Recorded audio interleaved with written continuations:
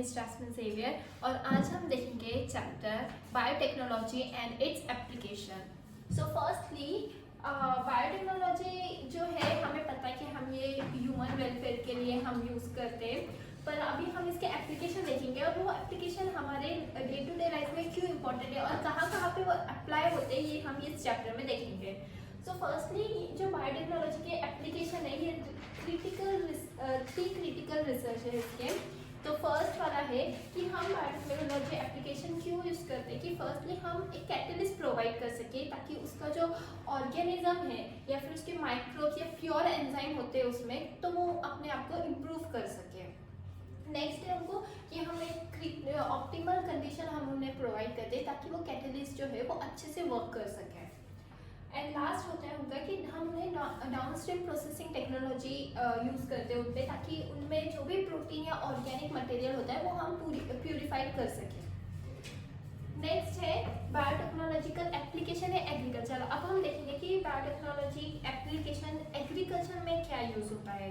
So firstly हम अगर हमें किसी भी प्रोडक्शन का मतलब ज़्यादा करना है या इंक्रीज करना है हमें फूड प्रोडक्शन को, तो हम ये थ्री बेसिक मेथड्स हम यूज़ कर सकते हैं एग्रीकल्चर में। जो फर्स्ट है एग्रोकेमिकल बेस्ड एग्रीकल्चर, कि हम उसके अंदर एग्रोकेमिकल्स यूज़ कर सकते हैं। सेकेंड है ऑर्गेनिक एग्रीकल्चर, कि हम ऑर्गेनिक एग्रीकल्चर वे में फार्मिंग कर सकते हैं ताकि हमें ज़्यादा से ज़्यादा बायोडाइवर्सिटीज़ मिल सके फूड की। एंड हम लास्टली ये genetically engineered crop based agriculture ये हम कर सकते हैं उसमें। ये हम आगे देखेंगे कि what is mean by genetically engineered crop based agriculture. Next है कि अब हम इसमें ग्रीन रेवोल्यूशन जो है, ग्रीन रेवोल्यूशन से हमने बहुत सारे ऐसे जो फूड मटेरियल्स होते हैं या फिर फूड प्रोडक्शन होता है उसे हमने बहुत ज़्यादा से ज़्यादा इंक्रीमेंट किया है ग्रीन रेवोल्यूशन से। ग्रीन रेवोल्यूशन मतलब ही ऐसी चीज़ें है जो हमारे एग्रीकल्चर को डेवलप करने में हेल्प करते हैं। उसके अंदर हम उसका यूज़ करके हमने क्या क्या किया है, हमने use of improved crop varieties की है कि हमें इम्प्रूव क्रॉप वैरायटीज़ मिले। हमने यूज़ ऑफ एग्रोकेमिकल किया है। एग्रोकेमिकल मीन्स जैसे कि फर्टिलाइजर का यूज़ हमने किया है, पेस्टिसाइड्स का यूज़ हमने किया है। एंड लास्ट में कि हम उसके अंदर एक बेटर मैनेजमेंट प्रैक्टिस कर सकते हैं हमारे एग्रीकल्चर को, हमारे फार्मिंग को लेकर। So the next point is genetically modified organism. अब जेनेटिकली मॉडिफाइड ऑर्गेनिज्म क्या होता है, किसी भी प्लांट या एनिमल्स के जीन में हम मॉडिफिकेशन करना या फिर मैनिपुलेशन करना हमारे फेदर यूज़ के लिए, उसे हम क्या बोलते हैं जेनेटिक मॉडिफाइड ऑर्गेनिज्म और जेनेटिक मॉडिफाइड प्लांट्स हम बोल सकते हैं। उसके अंदर अगर हम किसी भी क्रॉप्स को जेनेटिकली मॉडिफाई करते हैं तो उसके हमें ये कुछ रिजल्ट्स मिलते हैं। जैसे कि उसके अंदर अगर हमने ये जेनेटिकली मॉडिफाइड ऑर्गेनिज्म का जो टेक्निक है अगर हमने ये अप्लाई किया तो हमें ये रिजल्ट्स मिल सकते हैं। जैसे कि फर्स्ट रिजल्ट है इनकी जो टॉलरेंस कैपेसिटी है अगेंस्ट अबायोटिक स्ट्रेसेस, मतलब कि जैसे कि कोल्ड हो गया या फिर हीट है या फिर ड्रॉट है, जो भी टेम्परेचर आते जाते रहते हैं ये सारे टेम्परेचर को टॉलरेंस करने की इनके अंदर कैपेसिटी आ जाती है। नेक्स्ट है कि इनके अंदर हम केमिकली जो पेस्टिसाइड्स होते हैं वो भी हम मतलब केमिकल यूजेस जो करना है वो भी हम रिड्यूस कर सकते हैं। जैसे कि पेस्ट रेजिस्टेंट प्लांट्स या पेस्ट रेजिस्टेंट क्रॉप्स जो भी होते हैं। नेक्स्ट है कि उसके अंदर की जो पोस्ट हार्वेस्ट में जो लॉसेस होते हैं हमें, वो पोस्ट हार्वेस्ट के लॉसेस को हम रिड्यूस कर सकते हैं या डिक्लाइन कर सकते हैं। उसके बाद में जो इफ़िशियंसी होती है मिनरल्स के अंदर की या फिर सॉइल के अंदर की जो फर्टिलिटी होती है हम उसे जो है वो इंक्रीज कर सकते हैं। या फिर हम मतलब उसके अंदर की प्लांट्स के अंदर की जो न्यूट्रिशंस वैल्यू होती है फूड के अंदर की हम उसे इंक्रीज कर सकते हैं। जैसे कि गोल्डन राइस के अंदर हमें विटामिन ए को हम इनरिच करते हैं। एंड लास्ट है कि हम ऐसे प्लांट को क्रिएट करते हैं जो जैसे कि सप्लाई करता है फ्यूल या स्टार्च को इंडस्ट्री में। हम ऐसे प्लांट्स को भी इसके अंदर जेनेटिकली मॉडिफाइड प्लांट्स में हम क्या बोल सकते हैं कि हम इसे भी। और लास्ट रिजल्ट उनका ये होता है कि हम ऐसे प्लांट को क्रिएट कर सकते हैं जो प्लांट हमें सप्लाई करते हैं फ्यूल का या स्टार्च का या फार्मास्यूटिकल्स का। ऐसे प्लांट्स को हम क्रिएट करके उसे हम इंडस्ट्री में यूज़ कर सकते हैं। So next point is BT cotton. तो हम देखेंगे अब बीट कॉटन टेक्नोलॉजी क्या होती है। ऐसे सम स्टैंड होते हैं जैसे कि बैसिलस थोरनजेनेसिस। ये जो बैसिलस थोरनजेनेसिस है ये क्रिस्टल टाइप स्ट्रक्चर जो है प्रोड्यूस करता है कि ओवरऑल ग्रोथ फेज में ये जो क्रिस्टल होते हैं इनके अंदर टॉक्सिन इंसेक्टिसाइड प्रोटीन होता है जिसके अंदर ये एबिलिटी होती है कि वो कोई भी इंसेक्ट को किल कर सके। अब इंसेक्ट मीन जैसे कि डिप्टेरस हो गया, कोलेटेरन्स हो गया। डिप्टेरन्स मतलब ही मॉस्किटोज, कोलेटेरन्स मीन्स बीटल्स। ये इनके अंदर ये प्रोटीन के अंदर एबिलिटी होती है। नेक्स्ट है कि ये जो टॉक्सिन होते हैं ये इनएक्टिवेट होते हैं, पर अगर किसी इंसेक्ट ने उसने कंज्यूम किया तो तब वो क्या करते हैं, इनएक्टिव फेज से वो एक्टिवेट फेज में हो जाते हैं ड्यू टू अल्कलाइन पीएच। उसके बाद में वो जो एक्टिव टॉक्सिन है ये क्या करते हैं, मिड गल एपिथेलियल सेल्स के सरफेस को जाके बाइंड हो जाते हैं जिसके कारण इंसेक्ट की डेथ भी हो सकती है, मीन्स डेथ हो ही जाती है नॉर्मली। ये जो टॉक्सिन होता है वो एक क्राइजीन नाम की एंजाइम से कोटेड होता है जिसे हम क्राइजीन भी बोल सकते हैं। ऐसे बहुत सारे जीन्स है जिसके अंदर ये एबिलिटी होती है कि इंसेक्ट को वो किल कर सके। पर जैसे कि for example cry 1AC gene, cry 2AB gene, like this. And last बात ये है इसमें कि बहुत सारे स्पेसिफिक बीटी टॉक्सिन जीन होते हैं जिसको हम आइसोलेट कर सकते हैं बैसिलस थोरनजेनेसिस से based on their crops. So our next point is pest resistant plants. अब हम देखेंगे what is mean क्या होता है pest resistant plant में। ये जो नेमाटोड मेलेंडेनिक ये जो पेस्ट है ये क्या करता है, जो टोबैको प्लांट होते हैं टोबैको प्लांट के रूट्स को वो डैमेज करता है या फिर इन्फेक्ट कर देता है। उससे क्या होता है, टोबैको का जो प्रोडक्शन है वो डिक्रीज हो जाता है। इसको प्रिवेंट करने के लिए हम क्या करते हैं, आरएनए इंटरफेरेंस प्रोसेस ये जो है ये यूज करते हैं। इसमें क्या होता है, जो डबल स्ट्रैंडेड आरएनए होता है वो बाइंड होता है डबल स्ट्रैंडेड आरएनए, और ये क्या करता है, जो ट्रांसलेशन ऑफ एमआरएनए होता है इसे प्रिवेंट करता है। इसे ही हम क्या बोलते हैं, silencing of specific mRNA. Next इसे हम कैसे यूज कर सकते हैं, by using agrobacterium vectors. Agrobacterium vectors को यूज करके हम क्या करते हैं, ये नेमाटोड स्पेसिफिक जीन्स को हम एक होस्ट सेल में इंट्रोड्यूस करते हैं या होस्ट प्लांट में हम इंट्रोड्यूस करते हैं। ये जो होस्ट प्लांट है ये एंटीसेंस एंड सेंस दोनों भी आरएनए प्रोड्यूस करता है, और ये जो दोनों आरएनए है ये एक दूसरे को कॉम्प्लीमेंट्री स्ट्रैंड होते हैं। ये कॉम्प्लीमेंट्री स्ट्रैंड क्या करते हैं, डबल स्ट्रैंडेड आरएनए जो है उसको वो इनिशिएट करते हैं आरएनए इंटरफेरेंसेस को। उसके बाद में क्या होता है, जो पैरासाइट होता है वो होस्ट प्लांट में या हम उसे बोल सकते हैं ट्रांसजेनिक होस्ट में सरवाइव नहीं कर पाता है, और उससे हम ये जो पेस्ट से हम जो है हमारे प्लांट को प्रिवेंट कर सकते हैं। So the next point is biotechnological application in medicine. अब हम देखेंगे बायोटेक्नोलॉजिकल एप्लीकेशन इन मेडिसिन। तो फर्स्टली हम क्या कर सकते हैं, जो रिकॉम्बिनेंट डीएनए टेक्नोलॉजी होती है हमारी, उससे हम क्या करते हैं, थेराप्यूटिक ड्रग्स जो है इसका प्रोडक्शन कर सकते हैं।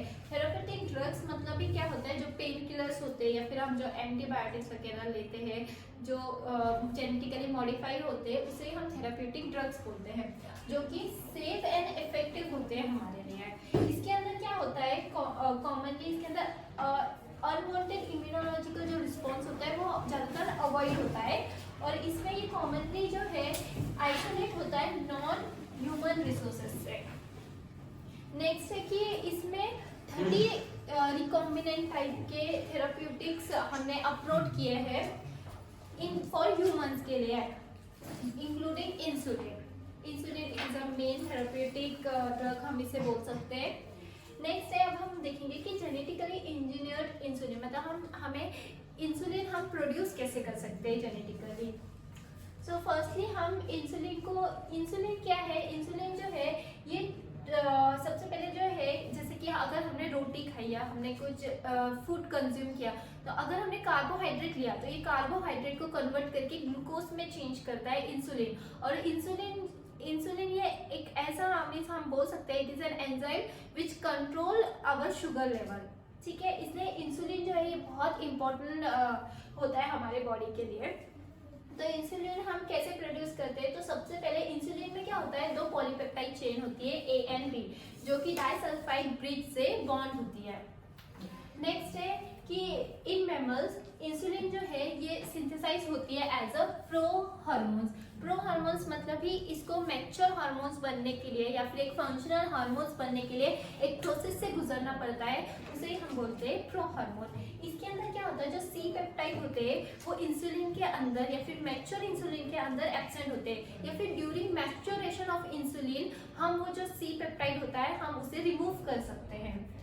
जब अर्लियर टाइम पे क्या होता था, इंसुलिन हम लोग एक्सट्रैक्ट कहाँ से करते थे, pancreas of cattle and pig. Cattle and pig के पैंक्रियास से हम जो ये इंसुलिन है उसे एक्सट्रैक्ट करते थे, पर बहुत सारे लोगों को एलर्जी हो जाती थी या इन्फेक्शन हो जाता था। इसके कारण ये जो इंसुलिन का जो प्रोडक्शन है extract from pancreas of cattle and pig ये बंद हो गया था। उसके बाद में स्टार्ट हुआ production of insulin bye rDNA techniques. ये आरडीएनए टेक्निक सबसे पहले अमेरिकन कंपनी ने स्टार्ट किया था इन 1983 में। इसमें क्या करते हैं वो लोग, जो 2 डीएनए सीक्वेंस होते हैं वो ए एंड बी चेन को करस्पॉन्ड होते हैं इन ह्यूमन इंसुलिन। उसमें वो लोग क्या करते हैं, प्लाज्मिड के अंदर वो जो A and B chain of human insulin होता है उसे वो प्लाज्मिड के अंदर इंट्रोड्यूस करते in E coli for further production. उसमें क्या करते हैं वो लोग, ये ए एंड बी जो चेन होता है वो प्रोड्यूस होता है, बाद में सेपरेट आउट होता है, बाद में वो कंबाइन होता है डाइसल्फाइड बॉन्ड से, और फिर बाद में इंसुलिन प्रोडक्शन स्टार्ट होता है ह्यूमन का। So our next point is molecular diagnosis. अब हमें पता है कि अर्ली टाइम पीरियड में ऐसे बहुत सारे डिजीजेस थे जिसका डायग्नोसिस करना पॉसिबल नहीं था, तो इसलिए अभी न्यू टेक्नोलॉजीज आई है और न्यू टेक्नोलॉजीज में हम देखेंगे न्यू टेक्निक्स में कि हम कौन से टेक्निक यूज करके हम डिजीज डायग्नोसिस कर सकते हैं। तो फर्स्ट टेक्निक है polymerase chain reaction. Polymerase chain reaction means PCR. ये पीसीआर यूज करके हम जैसे nucleic acid of pathogen like bacteria हो गया या वायरस हो गया, इनको हम डिटेक्ट कर सकते हैं बाय एम्प्लीफिकेशन फ्रॉम पीसीआर। ये मेथड से हम इनको डिटेक्ट कर सकते हैं। ये जो पीसीआर है, ये पीसीआर ज़्यादातर हम detection for AIDS, cancer and हम बोल सकते हैं कि एचआईवी, इसके लिए हम यूज़ करते हैं। नेक्स्ट है recombinant DNA technology. Recombinant DNA technology हम देखेंगे कि इसको हम कैसे यूज़ करते हैं। इसमें क्या होता है, जो सिंगल स्टैंडर्ड डीएनए और आरएनए होता है इसे हम रेडियो एक्टिव मॉलिक्यूल से टैग करते हैं, उसे हम क्या बोलेंगे, प्रोब बोलेंगे। ये प्रोब को हम वापस से हाइब्रिडाइज करते हैं, जिसके कारण जो है वो कॉम्प्लीमेंट्री स्ट्रैंड ऑफ डीएनए के साथ बाइंड हो जाता है क्लोन के सेल के अंदर।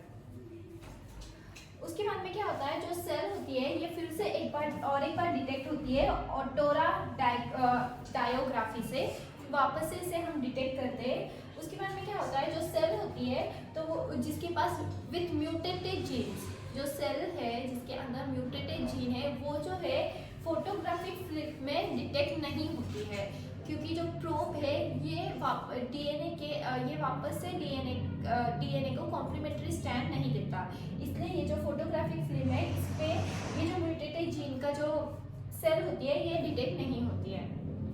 नेक्स्ट है एंजाइम लिंक इम्यूनोसॉर्बेंट एसे मीन्स एलिजा।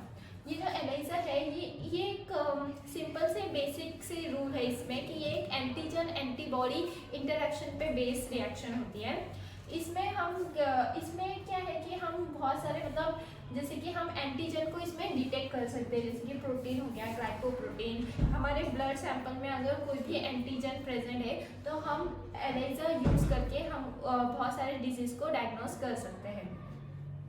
नेक्स्ट है कि स्टेम सेल टेक्नोलॉजी। ये स्टेम सेल टेक्नोलॉजी है कि स्टेम सेल क्या होता है, it is an undifferentiated biological cells होते हैं। स्टेम सेल को लेकर हम बहुत सारे ऑर्गन्स बना सकते हैं या फिर हम खुद के क्लोन्स बना सकते हैं, और इसके कारण हम एनिमल्स के ऊपर या खुद के ऊपर भी बहुत सारे मतलब ऑर्गन तैयार कर सकते हैं। अगर इन फ्यूचर हमें किसी ऑर्गन की ज़रूरत है तो हमारे स्टेम सेल से हम बहुत सारे ऑर्गन जो है वो प्रिपेयर कर सकते हैं। अब ये जो स्टेम सेल्स होते हैं ये हमें मतलब अडल्ट्स में ज़्यादा पाए जाते हैं और ये मेडिकली थेरेपिटिक्स के लिए यूज़ होती है, जैसे कि bone marrow transplantation. Bone marrow transplantation ये एक हो गया स्टेम सेल टेक्नोलॉजी में, और स्टेम सेल हम एम्ब्लिकल कॉर्ड से भी ले सकते हैं। So our next point is transgenic animals. अभी ट्रांसजेनिक एनिमल्स क्या होते हैं? ऐसे एनिमल्स जिसके अंदर के डीएनए को हमने मैनिपुलेटेड किया है एक प्रोसेस के लिए, या फिर जिसके अंदर कोई एक्स्ट्रा जीन हमने एक्सप्रेशन करने के लिए या कोई कैरेक्टरिस्टिक के लिए हमने ऐड किया है, उसे हम क्या बोलेंगे? Transgenic animal. जैसे कि ट्रांसजेनिक रैट होते, रैबिट्स होते, पिग्स होते, शेप, काउ, बहुत सारे ऐसे एनिमल्स होते हैं जो ट्रांसजेनिक होते हैं या फिर हम उन्हें ट्रांसजेनिक करते हैं। उसके मतलब अभी ट्रांसजेनिक एनिमल्स के हमें क्या क्या फायदे हैं? सो फर्स्ट है कि study of normal physiology and development. इनके थ्रू हम स्टडी ऑफ नॉर्मल फिजियोलॉजी इनकी कर सकते हैं, जैसे कि हम स्टडी ऑफ जीन रेगुलेशन कर सकते हैं इनके अंदर, या फिर हम क्या बोल सकते हैं कि अलग अलग फंक्शन, बॉडी के जो फंक्शन होते हैं उनकी स्टडी कर सकते हैं, या फिर हम इंसुलिन की स्टडी कर सकते हैं। स्टडी ऑफ इंसुलिन इनमें हम कर सकते हैं ट्रांसजेनिक एनिमल्स में। नेक्स्ट होता है study of diseases. Study of diseases हम इनमें कर सकते हैं, लाइक कैंसर हो गया, सिस्टिक फाइब्रोस हो गया, या फिर रूमेटॉइड आर्थराइटिस हो गया। इनके ऊपर हम स्टडी करके फिर ट्रीटमेंट हम निकाल सकते हैं फॉर द ह्यूमन। ठीक है। नेक्स्ट है बायोलॉजिकल प्रोडक्ट। हम इनमें बायोलॉजिकल जो प्रोडक्ट्स होते हैं तो हम ट्रांसजेनिक एनिमल्स के अंदर हम ये ट्रांसफर कर सकते हैं for further study, like human protein अल्फा-1 antitrypsin. ये जो होता है ह्यूमन प्रोटीन अल्फा-1 एंटीट्रिप्सिन, ये ट्रीट करता है एम्फीसेमा। एम्फीसेमा क्या होता है? ये एक लंग्स डिजीज होता है जिसके अंदर लंग्स डैमेज हो जाते हैं और हमें ब्रीदिंग की शॉर्टेज होती है। तो फिर हम इसमें बायोलॉजिकल प्रोडक्ट्स में हम इस चीज़ें करते हैं। वैक्सीन सेफ्टी, लास्ट है वैक्सीन सेफ्टी। मतलब कि जैसे कि अब हमें पता है कि पोलियो वैक्सीन है, तो पोलियो वैक्सीन को पहले हम ट्रांसजेनिक एनिमल पे चेक करेंगे या फिर उनके ऊपर हम टेस्ट करेंगे कि हाँ ये वैक्सीन काम कर रहा है क्या नहीं। फिर बाद में उनके ऊपर चेक होने के बाद या फिर उनके ऊपर टेस्ट होने के बाद फिर हम ह्यूमंस को ये वैक्सीन प्रोवाइड करेंगे। So our next point is ethical issues. Ethical issues में क्या होता है? जो जेनेटिक मॉडिफिकेशन वाले ऑर्गेनिज्म होते हैं तो उनके जो रिजल्ट होते हैं वो हमेशा अनप्रिडिक्टेबल होते हैं, हम उसे प्रिडिक्ट नहीं कर सकते। तो उनके ऊपर इंडियन गवर्नमेंट ने एक कमेटी बनाई है, जेनेटिक इंजीनियरिंग अप्रूव्ड कमेटी। ये कमेटी का काम क्या है? ये जो जेनेटिक मॉडिफाइड ऑर्गेनिज्म होते हैं तो इनके ऊपर इनके रिसर्च पे ध्यान देना या फिर इनकी सेफ्टी इश्यूज पे या इनकी वैलिडिटी को रिगार्डिंग जो भी डिसीजन होता है ये लोग लेते हैं, इसे हम बोलते हैं इथिकल्स इश्यूज। एंड नेक्स्ट है बायोप्रेसी। बायोप्रेसी क्या होता है? ये बायोप्रेसी क्या होता है? It is a term use for bio resources. जो भी मल्टीनेशनल कंपनीज में बायो रिसोर्स यूज हो रहा है ऑथराइज मैनेज से या फिर अनऑथराइज मैनेज से, इनका काम है कि उसके ऊपर laws and rules and regulation निकालना और उस पर ध्यान देना। नेक्स्ट है पेटेंट। पेटेंट क्या होता है? It is a set of exclusive rights guaranteed by state to an inventor. कोई भी किसी ने भी कुछ भी इन्वेंट किया है तो उसे ये लोग एक एक्सक्लूसिव राइट्स गारंटेड करते हैं जिसे हम बोलते हैं पेटेंट।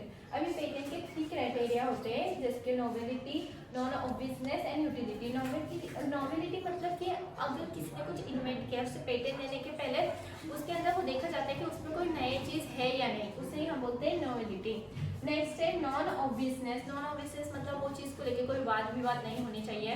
एंड लास्ट होता है यूटिलिटी। यूटिलिटी मतलब उसका प्रेजेंट में यूज़ होना चाहिए, फ्यूचर में यूज़ होना चाहिए। ये सब इश्यूज को या फिर ये सब क्राइटेरिया को देखकर ही पेटेंट जो है वो प्रोवाइड किया जाता है। तो इसी के साथ हमारा ये चैप्टर यहाँ फिनिश होता है।